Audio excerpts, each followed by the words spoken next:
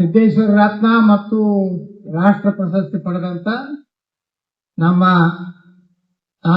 ಗಿರಿಮಲ್ಲ ಭಜಂತ್ರಿ ಅವರೇ ಹಾಗೂ ಎಲ್ಲ ಇಲ್ಲಿ ಸೇರಿದಂತ ಎಲ್ಲ ನಮ್ಮ ಕೊರಮ ಭಜಂತ್ರಿ ಸಮಾಜದ ಎಲ್ಲ ನನ್ನ ತಾಯಂದ್ರೆ ಹಿರಿಯರೇ ಅಣ್ಣ ತಮ್ಮಂದ್ರೆ ಯುವಕರೇ ಮತ್ತು ಮಕ್ಕಳೇ, ಈಗಾಗಲೇ ನಮ್ಮ ರಾಜಶೇಖರ್ ಮಗಿಮಠರು ಹೇಳಿದಂತೆ ಎಲ್ಲ ಪಾಪ ತಯಾರಿಯಾಗಿ ಬೆಳತನ ಕೂತಾರ ಅವರು ಕೂತು ಎಲ್ಲ ಕಳೆಗಿಂದು ಮಣ್ಣು ಹತ್ತಿ ಅವು ಹೊಲಸಾಗ್ಯಾವು ಪಾಪ. ಆದ್ರೂ ಅವ್ರದ್ದು ನೋಡ್ಬೇಕಾಗೈತಿ, ಯಾಕಂದ್ರ ಅವರು ಇಷ್ಟೆಲ್ಲ ತಯಾರಿಯಾಗಿ ಮತ್ತು ವಿಶೇಷವಾಗಿ ವಿಜಯಪುರ ನಗರದ ಮತ್ತೊಂದು ಭಾಗದಿಂದ ಇಲ್ಲಿ ಬಂದು ಮಕ್ಕಳ ಅವರ ಚಟುವಟಿಕೆಗಳನ್ನ ನೋಡ್ಲಿಕ್ಕೆ ನೀವು ಎಲ್ಲ ಕೂತಿದ್ದೀರಿ. ಈಗಾಗಲೇ ನಮ್ಮ ರಾಜಶೇಖರ್ ಮಗಿಮಠರು ಹೇಳಿದಂತೆ ಬಹಳ ವರ್ಷಗಳಿಂದ ಇಲ್ಲಿ 7 ಮಕ್ಕಳ ತಾಯಿ ಒಂದು ದೇವಸ್ಥಾನ ಆಗ್ಬೇಕು ಅಂತೇಳಿ ಎಲ್ಲ ಇಲ್ಲಿ ಸಮಾಜದ ಹಿರಿಯರದೆಲ್ಲ ಆಸೆ ಇತ್ತು. ಇವತ್ತು ಸರ್ಕಾರ ನಿಮ್ಗೆಲ್ಲ ಗೊತ್ತದೆ, ಎಲ್ಲ ಕಡೆ ನಾವು ಮಾಸ್ಟರ್ ಪ್ಲಾನ್ ಮಾಡ್ತಾ ಇದ್ದೀವಿ. ಆದರೂ ಸಹಿತ ಇಡೀ ವಿಜಯಪುರ ನಗರನಾಗ ಯಾವ್ದಾದ್ರು ಒಂದು ದೇವಸ್ಥಾನ ರಸ್ತೆ ಮ್ಯಾಗ ಬಿಟ್ಟಿತ್ತಂದ್ರೆ 7 ಮಕ್ಕಳ ತಾಯಿ ಬಿಟ್ರೆ ಯಾವ ಬಿಟ್ಟಿಲ್ಲ. ಎಲ್ಲ ಕಡೆ ನೋಡ್ತೀನಿ. ಈಗ ಮತ್ತೆ ಈಗ ಸಿಮೆಂಟ್ ರೋಡ್ ಮಾಡ್ಲಕತ್ತೀವಿ. ಈಗ ಗಾಂಧಿ ಚೌಕ್ನಿಂದ ಪೂರ್ತಿ ನಮ್ಮ ಇಂಜಿನಿಯರಿಂಗ್ ಕಾಲೇಜನ ಈಗ ನಮ್ದು ಏನು ಸರಪ್ಲಾಯನು ರಾಮ ಮಂದಿರ ರೋಡ್ ಐತಿ, ಅದು ಮುಗಿಲಕ್ಕೆ ಬಂದಿದೆ.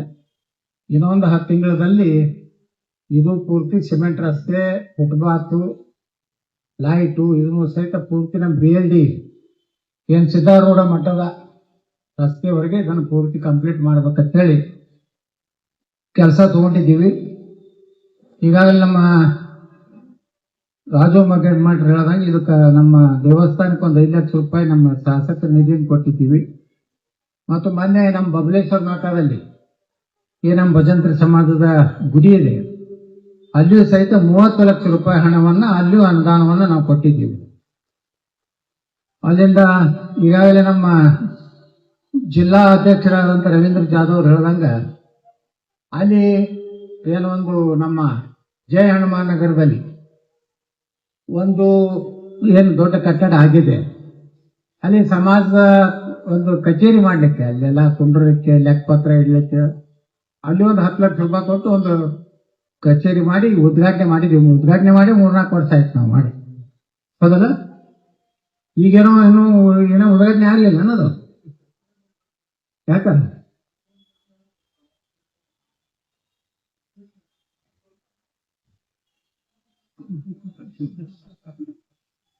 ಈಗಾಗಲೇ ಹೇಳಿದ್ರು ಅದು ಬಹಳ ದೊಡ್ಡದಿದೆ, ಅದು ನಾನು ನೋಡಿದ್ದೀನಿ. ಬಹಳ ದೊಡ್ಡ ಕಟ್ಟಡ ಇದೆ, ಚೆನ್ನಾಗಿ ಬಂದಿದೆ. ನಮ್ಮ ಜಿಲ್ಲಾಧ್ಯಕ್ಷರು ಹೇಳ್ದಂಗ ಆದಷ್ಟು ಬೇಗನೆ ಅದೇನೋ ಕಂಪೌಂಡು ಸ್ವಲ್ಪ ಮತ್ತೆ ಇಲೆಕ್ಟ್ರಿಕಲ್ ವರ್ಕ್ ಅದು ಸ್ವಲ್ಪ ಇದೆ ಅಂತ ಅದನ್ನು ಮಾಡಿ ಒಂದು 6-7 ತಿಂಗಳದಾಗ ಬಿಜಾಪುರನಾಗ ಒಂದು ಭವ್ಯ ಸಮುದಾಯ ಭವನ, ಭಜಂತ್ರಿ ಕೊರಮ ಸಮಾಜದ ಸಮುದಾಯ ಭವನನ್ನು ನಾವೆಲ್ಲ ಕೂಡಿ MB ಪಾಟೀಲ್ರು ನಾವು ಕೂಡಿ, ಯಾಕಂದ್ರೆ MB ಪಾಟೀಲ್ ಅನುದಾನದಲ್ಲಿ ಕೊಟ್ಟಾರ, ಹೌದಿಲ್ಲಪ್ಪ? ಯಾಕಂದ್ರೆ ಯಾರು ಕೆಲಸ ಮಾಡಿರ್ತಾರ ಮಾಡ್ಯಾರ ಅಂತ ಹೇಳಿ. ಕೆಲವೊಂದು ಮಂದಿ ಕುಕ್ಷೇಟಿ ವಿಮಾನ ನಿಲ್ದಾಣ ನಾ ಮಾಡೀನಿ, ನೀ ಮಾಡಿ ನೋಡಿದ್ರಿ ಬಿಜಾಪುರನಾಗ ಯಾರು ಮಾಡ್ಲಾರ್ದವ್ರೆ ಬರೋದು ಸ್ಟೇಜ್ ಬರ್ಕೊಳಕತ್ತಾರ. ನಾವು ಮಾಡಿದ್ರು ಇವರು ಮಾಡಿದ್ರು. ಯಾರು ಒಂದು ಫೈರ್ ಪಾರ್ಟಿ ಟ್ರಕ್ ತಂದು ನಿಲ್ಸಿದ್ರೆ ಅವರೇ ಮಾಡಿ ನಕ್ಕಾರ. ಮತ್ತೊಬ್ರು ಇದ್ರ ನಮ್ಮ ಅಪ್ಪಾಜಿ ಮಾಡ್ಯಾರ, ನಿಮ್ಮ ಪೂಜೆ ತಂದು ಮತ್ತೊಬ್ರು. ಈಗ ಬಿಜಾಪುರದಲ್ಲಿ ಏರ್ಪೋರ್ಟ್ ಹೆಂಗಾಗೈತೆ ಅನ್ನೋದು ಇಡೀ ಜಗತ್ತಿಗೆ ಗೊತ್ತೈತಿ. ಸುಮ್ಮನೆ ಜಗಳ ಹೇಳಕತ್ತಾವ. ನಾವು ಯಾರು ಮಾಡಿದ್ರೆಲ್ಲ ಸುಮ್ಕೂತೀವಿ. ಕರೆ ಮಾಡಿದವರು ಗೋವಿಂದ ಕಾರಜೋಳರು, ಸೋಮಣ್ಣ ಅವರು, ನಾನು. ಈಗ ಬಂದು MB ಪಾಟೀಲ್ ಬರೀ ಪಟ್ಟಣ ಹಚ್ಚಿ ಒಂದು ಸಣ್ಣ ಗ್ಲಾಸ್ ಇದು ಮಾಡಿ ಅವ್ರು ಮಾಡ್ಯಾರ. ಅವ್ರ ಭಕ್ತರು ಹೇಳ್ತಾರ. ಈ ಭಕ್ತರು ಯಾರು ವಿರುದ್ಧ ಮಾಡಿದ್ರಲ್ಲ, ಯಡಿಯೂರಪ್ಪ ಅಂತರು ನಮಗೊಂದು ಸಣ್ಣ ವಿಮಾನ ಅದು ಮಾಡ್ತಿದ್ದಿಲ್ಲ, ನಾವೆಲ್ಲ ಅಂಜಿಸಿ ತಗೊಂಡಿವಿ. ಶಿವಮೊಗ್ಗದಾಗ ಮಾಡ್ಕೊಂಡಿದ್ರು, ಅದಕ್ಕೆ ವಿಧಾನಸಭಾದಾಗ ರೆಕಾರ್ಡ್ ಅದಾವ. ಹಿಂಗೆ ನಡೀತಾವ ಬಿಜಾಪುರನಾಗ. ಸುಮ್ಮನೆ ಬಂದು ನಾ ಮಾಡೀನಿ, ನೀ ಮಾಡಿದ. ಇನ್ನೊಬ್ರು ಭೂಪ್ರಿ ಇದ್ರು ಒಂದು 8 ವರ್ಷದಿಂದ. ಅವಾಗೆ ಇವೆಲ್ಲ ಸ್ಯಾಂಕ್ಷನ್ ಮಾಡಿ ಹೋಗ್ತಿದ್ದೆ. ಸ್ವಲ್ಪ ಭೂಮಿ ಪೂಜೆ ತಡ ಮಾಡ್ತು, ಅದು ಬಸವಗೌಡ ಮಾಡಿದ್ವು. ನಾನೇ ಮಾಡಿ ಹೊರಟಿದ್ದ. ಹೌದಪ್ಪ, ನಿಮ್ಮ ಅಪ್ಪನೇ ಮಾಡಿಟ್ಟಿದ್ದ. ಎಲ್ಲ ಶಾಂಕ್ಷನ್ ಮಾಡಿಟ್ಟಿದ್ದ ಬಸವನಗೌಡ ಬಂದು ಗುದ್ಲಿಗೆ ಹಿಡ್ಕೊಂಡು ರಾಜು ಮಂದಿ ಮಟ್ಟು ಕರೆದಿ ಎಲ್ಲ ಅಡ್ಡಾಡಿ ಹಿಂದೂ ನಂಬರ್ ಐತಿ ಈಗ ವಿಜಯಪುರ. ಇಡೀ ದೇಶನಾಗಲೇ ಲಾಸ್ಟ್ ನಂಬರ್ ಇತ್ತು. ಕಷ್ಟ ಧೂಳ ಇದು ಮೈ ಮ್ಯಾಗ ಮಣ್ಣು ಬೀಳುವುದು, ಎಲ್ಲರ ಮಣ್ಣಾಗಿನ ಧೂಳ ಕಣ್ಣಾಗ ಹೋಗ್ತೈತೆ. ಯಾರ ಸಿವಿಲ್ ಹಾಸ್ಪಿಟ್ಲಿಗೆ ಈಗ ಮಾನ್ಯ ಡಾಕ್ಟರ್ ಹೇಳ್ತಿದ್ರು, ಡಿಸ್ಟ್ರಿಕ್ಟ್ ಸರ್ಜನ್ 99% ಅಸ್ತಮಾ ಕಡಿಮೆ ಆಗೈತಿ ಬಿಜಾಪುರ್ನಾಗ. ಯಾಕಂದ್ರೆ ಕುದುರೆ ಲದ್ದಿ ಬೀಳುದಿಲ್ಲ, ಅಲ್ಲಿನೊಂದು ಧೂಳು ಮಣ್ಣು ಬೀಳುದಿಲ್ಲ, ಬಿಸಿಲಿಗೆ ಅದೆಲ್ಲ ಹಾರಿ ಕಣ್ಣಾಗ ಬಿದ್ದು ಮೂಗನಾಗ ಬಿದ್ದು ಅಸ್ತಮಾ. ಎಷ್ಟು ಮಂದಿಗೆ ಅಸ್ತಮಾ ಇತ್ತು ಮೊದಲ, ಈಗ ಅಸ್ತಮಾ ಸಹಿತ ಕಡಿಮೆ ಆಗಿತ್ತು. ಅಂದ್ರೆ ಒಳ್ಳೆ ಕೆಲಸ ಬಹಳಷ್ಟು ವಿಜಯಪುರದಾಗ ಆಗ್ಯಾವ. ಅದು ಸಮಾಜವಾದಿ ನಮ್ಮ ರಾಜು ಮತ್ತು ಎಲ್ಲಾ ಸಮಾಜಗಳು, ಯಾಕಂದ್ರೆ ನೀವು ಎಲ್ಲಾ ಸಮಾಜದ ಓಟ್ ಹಾಕಿರತ್ತೆ. ನಾ MLA ಗಿರಿ ಅವ್ರಂತ್ರ ಒಂದು ಭಾಗ ಅಂತ ಹಾಕುದಿಲ್ಲ. ಅವ್ರಿಗೆ ನಾವು ಹೋಗಿ ಓಟು ಕೇಳುದಿಲ್ಲ, ಓಟು ಹಾಕ್ಬೇಡತ್ತು ಹೇಳ್ತೀವಿ. ನಾನು ಕೇಳ್ತಾರೆ MLAಗಳು ಆ ಕಡೆ ಮೈಸೂರು ಭಾಗದವ್ರಿಗೆ, ಹೆಂಗ್ರಿ ನೀವು ಅವ್ರಿಗೆ ಬೈದು ಓಟ್ ಹೆಂಗೆ ಹಾಕ್ಸ್ಕೊತೀರತ್ತ. ಅಲ್ವ ನಮ್ಮ ಮಂದಿ ಹಾಕ್ತಾರ, ಆರ್ಸಿ ಬರ್ತಿದ್ವಿ. ಎಲ್ಲಾ ಹಿಂದೂ ಮಂದಿ ಒಂದಾಗಿ ಇವತ್ತು ನೋಡ್ರಿ ವಿನಾಯಕ್ ರಾಜು ಅವ್ರು ಹೇಳಕತ್ತಿದ್ರು, ಈಗ ಭಜಂತ್ರಿ ಸಮಾಜದವರು ಬಹಳ ಅನುಕೂಲ ಆಗ್ಯಾರ. ಯಾಕೆ ಅನುಕೂಲ ಆಗ್ಯಾರ? ಯಾಕೆ ಕೆಲವು ಮಂದಿ ಸರ್ಕಾರ ನೌಕರಿ ಎತ್ತಿರ್ಬೇಕು, ಕೆಲವು ಮಂದಿ ಈ ಇದ್ರದ್ದು ಮ್ಯಾಗ ತಮ್ಮ ಜೀವನ ಮಾಡ್ತಾರೆ, ಮೂಲ ಕಸಬ ಏನೈತೆ ಅದು ಮಾಡ್ತಿರ್ಬೇಕು. ಆದ್ರೆ ಮೊದಲು ವಿಜಯಪುರದಾಗ ಯಾರು ನಮ್ಮ ಹಿಂದೂ ಮಂದಿ ಕಾಯಿಪಲ್ಲೆ ಮಾಡ್ತಿದ್ದಿಲ್ಲ, ಯಾರು ಹಿಂದೂ ಮಂದಿ ಹಣ್ಣು ಮಾರ್ತಿದ್ದಿಲ್ಲ, ಯಾವ ಹಿಂದೂ ಮಂದಿ ಹೂವು ಮಾರ್ತಿದ್ದಿಲ್ಲ. ಈಗ ನನಗ ಅನಿಸ್ತದೆ ವಿಜಯಪುರದಾಗ ಸುತ್ತಮುತ್ತಲ ಹಳ್ಳಿ ಮತ್ತು ಇಲ್ಲೆಲ್ಲ ಕೂಡಿ ಹಿಡಿದ್ರ ಸುಮಾರು ಒಂದು 10,000 ಕುಟುಂಬಗಳು ಇವತ್ತು ಕಾಯಿಪಲ್ಲೆ ಹಣ್ಣ ಹೂವ ಮಾರಿ ಜೀವನ ಮಾಡ್ಕೊಂತ ವಿಜಯಪುರ ಆಗತ್ತೆ. ಎಷ್ಟು ಮಾರ್ಕೆಟ್ ಮಾಡಿ ನೋಡ್ರಿ. ಈಗ ಕಾಯಂ ಕುಂಡಿರ್ತಾರ ಇಲ್ಲಿ ನಮ್ಮ 770 ಲಿಂಗದ ಬಲ್ಲಿ, ಅಲ್ಲಿ ಶಾಸ್ತ್ರಿನಗರ ಬಲ್ಲಿ 2 ಕಿಲೋಮೀಟರ್ ಇರ್ತದೆ ಕಾಯಿಪಲ್ಲೆ ಬಜಾರ್. ಈ ಕಡೆ ನೀವು ಮ್ಯಾಗ BLD ಮುಂದೆ ಅದು ಲೇಡೀಸ್ ಹಾಸ್ಪಿಟಲ್ ಐತಲ್ಲ, ಅಲ್ಲಿ ಕಾಯಂ ಬರ್ತದ. ಅಲ್ಲಿಂದ ಬಂಜಾರ ಕ್ರಾಸ್ ಬಲ್ಲಿ ಜಲ್ನಗರ, ಇಬ್ರಾಹಿಂಪುರ, ಇಲ್ಲಿ ನಮ್ಮ ಜೋರಾಪುರ ಮುಂದೆ ಏನೋ ನಮ್ಮ ಶಾಸ್ತ್ರಿನಗರ, ಆ ಕಡೆ ನಮ್ಮ ದರ್ಗಾ ರೋಡಿಗೆ ಅಲ್ಲಿ ಕಾಯಂ ಕೊಟ್ಟಿರ್ತಾರ. ಒಟ್ಟು 40ರಿಂದ 50 ಕಡೆ ಮಾರ್ಕೆಟ್ ಆಗ್ಯಾವ. ಎಲ್ಲರಿಗೆ ಸರ್ಕಾರ ನೌಕರಿ ಕೊಡ್ಲಿಕ್ಕೆ ಸಾಧ್ಯ ಆಗಲಿಲ್ಲ, ಯಾರಿಗೂ ಆಗುದಿಲ್ಲ. ಭಗವಂತನಿಗೆ ಆಗಿಲ್ಲ. ಯಾರು ಮೋದಿಯವರು ಮಾಡ್ಲಕ್ ಆಗುದಿಲ್ಲ, ನಾನು ಮಾಡ್ಲಕ್ ಆಗುದಿಲ್ಲ. ಸುಮ್ಮನೆ ಮೋದಿಯವರು ಟೀಕಾ ಮಾಡ್ತಿರ್ತಾರ. ಒಬ್ಬೊಬ್ರು ದುಡಿದು ತಿನ್ನುವಂತ ಉದ್ಯೋಗಗಳನ್ನ ಸೃಷ್ಟಿ ಮಾಡಬೇಕು. ನೋಡ್ರಿ, ಈ ಕಾಯಿಪಲ್ಲೆ ಮಾರುವಂತ ಹೆಣ್ಮಕ್ಳು, ನಾವು ಒಂದು ತಂಡಕ್ಕೆ ಹೋಗಿದ್ವಿ, ಇಲ್ಲೇ ನಮ್ಮ ಬಿಜಾಪುರ ಕ್ಷೇತ್ರದಾಗೆ ಬರ್ತದೆ ಬಾಗಲಕೋಟೆ ತಂಡೆ. ಅಲ್ಲಿ ಹೆಣ್ಮಕ್ಳು ಹೇಳಿದ್ರು, ಗೌಡ್ರ ನಾವು ನಮ್ಮ ತಂಡೇಕ ದಿವಸ 1.5 ರಿಂದ 2 ಲಕ್ಷ ರೂಪಾಯಿ ರೊಕ್ಕ ತಗೊಂಡ್ಬರ್ತೀವಿ ನಾವು ಹೆಣ್ಮಕ್ಳ ಹತ್ರ. ಅಲ್ಲೆಲ್ಲ RCC ಮನೆ ಕಟ್ಟಿದ್ರು. ಇವತ್ತ ಒಂದು ಕಾಯಿಪಲ್ಲೆ ಮಾರುದಂದ್ರೆ ಸಾಮಾನ್ಯ ಅಲ್ಲ. ದಿವಸ ಒಂದು 500,000 ರೂಪಾಯಿ ಉಳಿತೈತಿಲ್ಲ ಒಂದು ಕಾಯಿಪಲ್ಲೆ ಮಾಡಿದ್ರು. ಅದಕ್ಕೆ ನಮ್ಮ ಎಲ್ಲ ಹಿಂದೂ ಮಂದಿಗೆ ಹೇಳಿರ್ತೀನಿ ನಾನು, ನೀವು ನಮ್ಮವ್ರು ಎಲ್ಲಿ ಕೂತಿರ್ತಾರೆ ಅಲ್ಲಿ ಕಾಯಿಪಲ್ಲೆ ತಗೋ. ಕುಂಕುಮ ಹಚ್ಕೊಂಡವ್ರು, ಈಬತ್ತಿ ಹಚ್ಕೊಂಡವ್ರು, ಭಂಡಾರ ಹಚ್ಕೊಂಡವ್ರು, ನೀಲಿ ಹಚ್ಕೊಂಡವ್ರು ಅಲ್ಲೇ ತಗೋತ ಬರ್ರಿ. ಕಾಯಿಪಲ್ಲೆ ತಗೋ ಮುಂದ 2 ರೂಪಾಯಿ ಕಡಿಮೆ ಮಾಡ್ತೇನೋ 1.5 ರೂಪಾಯಿ ಕಡಿಮೆ ಮಾಡ್ತೀವಿ ಕೇಳೋದಿಲ್ಲ. ಯಾಕಂದ್ರೆ ಬಡವ್ರು ಕೂತಿರ್ತಾರ, ದೊಡ್ಡ 2 ಕೋಟಿ ರೂಪಾಯಿ ಮನಿ ಕಟ್ಟಿರ್ತಾರ. ಇಲ್ಲಿ ಬಂದು 2 ರೂಪಾಯಿ ಕಡಿಮೆ ಮಾಡ್ತಿಲ್ಲ, ಆಕೆ 1.5 ರೂಪಾಯಿ ನೀ ಏನೈತಿ ತಲ್ಕೊಟ್ಕೊಂಡಿರ್ತಾರೆ. ನಾ ಹೇಳೇನು ಅವ್ರಿಗೆ 1 ರೂಪಾಯಿ ಹೆಚ್ಚಿಗೆ ಕೊಡ್ರಿ, ಏನಾಗೋದಿಲ್ಲ, ಏನ್ ದೊಡ್ಡ ಆಕಾಶ ಬೀಳುದಿಲ್ಲ. ಒಂದು 20 ರೂಪಾಯಿ 30 ರೂಪಾಯಿ ಉಳಿಸ್ತದೇನು ಆಕಾಶ ಬೀಳ್ತಾನ. ಅದಕ್ಕ ಈಗ ನಮ್ಮ ಜನನೂ ತಯಾರಾಗ್ಯಾರ ಹಿಂದೂಗಳು. ಅದಕ್ಕನೇ ಎಲ್ಲಿ ನೋಡೋದಲ್ಲಿ ಎಲ್ಲಾ ಸಮಾಜದವ್ರು ಇವತ್ತು ಕಾಯಿಪಲ್ಲೆ ಮಾರ್ಲಕತ್ತಾರ. ಹೂವ ಯಾರು ಮಾರ್ತಿದ್ದಿಲ್ಲ, ಈಗ ಹೂವ ಮಾರ್ಲಕತ್ತಾರ. ಹಣ್ಣು ಮಾರ್ತಿದ್ದಿಲ್ಲ ಯಾರು, ಈಗ ಹಣ್ಣು ಮಾರ್ಲಕತ್ತಾರ ನಮ್ಮ ಹೆಣ್ಮಕ್ಳು ಕೊಟ್ಟು. ಯಾಕಂದ್ರೆ ಇದನ್ನ ನಾವು ಅಲ್ಲಿ ಏನಾಗ್ಬಿಟ್ಟಿತ್ತು, ಒಂದೇ ಕಡೆ ಅವ್ರ ಜನತಾ ಬಜಾರ್ನಾಗ ನಮ್ಮ ಹೆಣ್ಮಕ್ಳು ಹೋದ್ರೆ ಹೆಂಗ್ ಮಾತಾಡ್ತಿದ್ರು ಮೊದಲ, ನೀ ಏನ್ ತಿಂದಿ ಬಾಡ್ಕೋ ಹೋಗತ್ತಿದ್ರು, ನೀನೇಂತ ಇದು ಬದ್ನಿಕಾಯಿ ತಿಂದಿ ನಡಿ ಹತ್ತದ್ದು ಅಸಹ್ಯ ಮಾಡೋದು ಮಾಡ್ತೀವಿ. ಈಗೇನೋ ಇಲ್ಲ, ಬಾ ಅಣ್ಣ ಕಡಿಮೆ ಮಾಡಿಕೊಡ್ತೀನಿ, ಬಾ ಅಣ್ಣ ಆತ ಅಂದ್ರೆ ಅಣ್ಣ ಆತ ಅನ್ನೋದು ಕೇಳಿದ್ರಿ ಅವ್ರ ಬಾಯಿಲೆ. ಅದು ಯಾಕೆ ಆ ಶಕ್ತಿ ಬಂದತ್ತಂದ್ರ ನಮ್ಮೆಲ್ಲ ನಾವು ಒಕ್ಕಟ್ಟಾಗಿ ನಮ್ಮ ಮಂದಿ ಬಳಿ ಕಾಯಿಪಲ್ಲೆ ತಗೋದು. ನಮ್ಮ ಮಂದಿ ಬಲ್ಲಿ ಇವತ್ತು ಹೇಳಿದೆ, ಇಲ್ಲಿ ಬಂಜಾರ ಸಮಾಜ ಬಂದು ಟೈರ್ ಅಂಗಡಿ ಹೇಳಿದೆ, ಬಂಗಾರ ಅಂಗಡಿ ನಮ್ಮ ಮಂದಿ ಅದಾವು, ಅಲ್ಲೇ ನೀವು ಬಂಗಾರ ತಗೋತ್ ಬರ್ರಿ.